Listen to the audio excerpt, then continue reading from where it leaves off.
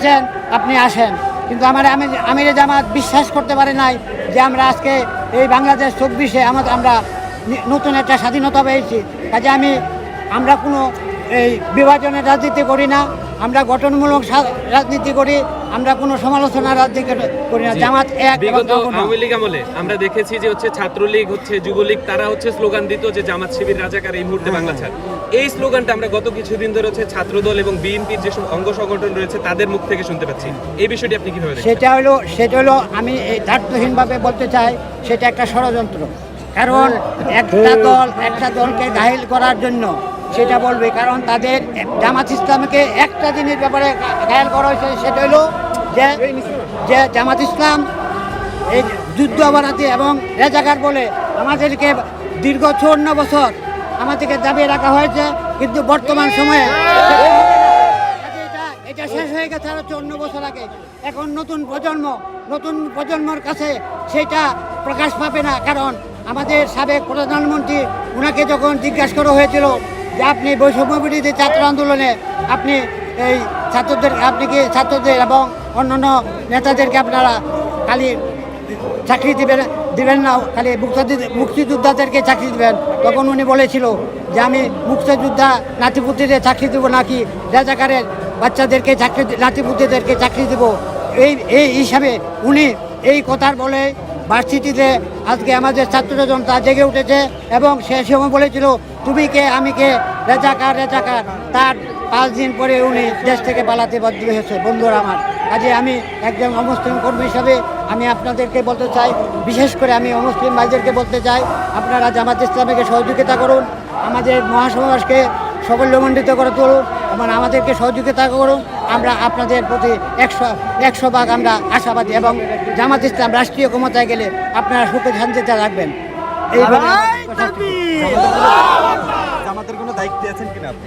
আমি জামাত ইসলাম অমুসলিম সেক্রেটারি কিশোরগঞ্জ জেলা শাখা, এবং আমি সিলেট মহানগরীর 79 সালে একজন শিবিরের সদস্য ছিলাম এবং বর্তমানে একজন সদস্য।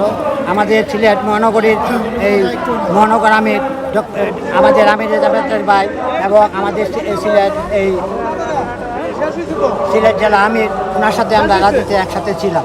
আচ্ছা, এটা তো একটি ধর্মীয়, দেখা গেল মুসলিম সম্প্রদায় বেশি এখানে যুক্ত, সেক্ষেত্রে আপনি হিন্দু সম্প্রদায়ের কাছ থেকে হেয় প্রতিপন্ন হন কিনা বা কোনো বাধার শিকার হয়েছেন কিনা? হ্যাঁ, সেটা যে কোনো দল করতে গেলে, হ্যাঁ এটা আপনি মনে করেন আমি 60% আক্রান্ত হচ্ছি, আমাকে বিভিন্নভাবে গালিও দিচ্ছে এবং অনেক ধরনের আক্রমণের শিকার হই, কিন্তু আমার ধর্মে একটা বলেছে, আমাদের ভগবান শ্রীকৃষ্ণ কি বলেছেন, যে তোমাকে নিয়ে যদি কেউ সমালোচনা করে যে তুমি মন খারাপ করো না, কারণ কেন তুমি মনে করবে তুমি উপরের দিকে উঠছো। কাজে আরও বলেছেন উনি যে গাছের ফল মিষ্টি হয় সেই গাছের মানুষের ডিল বেশি দেয়। কাজে আমরা জামাত ইসলামী এটা কোনো কিছু মনে করি না, যে গালি আমরা সেটা কোনো কিছু মনে করি না, কারণ কেন জামাত ইসলাম একটা দুর্দশী বাংলাদেশের মধ্যে রাজনীতির মধ্যে যদি টাকা না থাকে, জামাত শিবির বাদ দিয়ে মাঠে কেউই থাকবে না, এইটা বিশ্বাস রাখবেন আপনারা। বিভিন্ন ষড়যন্ত্র চলছে এবং বিভিন্ন চোর দলের মতন সব দখল হয়ে যাচ্ছে, কিন্তু আপনারা কেউ দেখাতে পারবেন না জামাত ইসলাম আজকে 54 বছর ভিতরে কোনো হিন্দু মন্দির, হিন্দু স্থাপনা, কোনো ব্যবসা প্রতিষ্ঠান, কোনো জায়গা যদি দখল করে থাকে আপনারা দেখান, আমরা সাথে সাথে ব্যবস্থা নেব। বিগত সরকারের মন্ত্রী বিভিন্ন আমলারা তারা 60% করছে, তারপরে অন্যান্য দলগুলি বাদবাকিগুলি করছে। কাজে আমাদের জামাত ইসলামের এই রেকর্ড না। আগামী নির্বাচনে কি ভাবছেন আসলে? আগামী নির্বাচনে আমরা জামাত ইসলামকে বাদ দেওয়ার কোনো চিন্তাই করতে পারি না।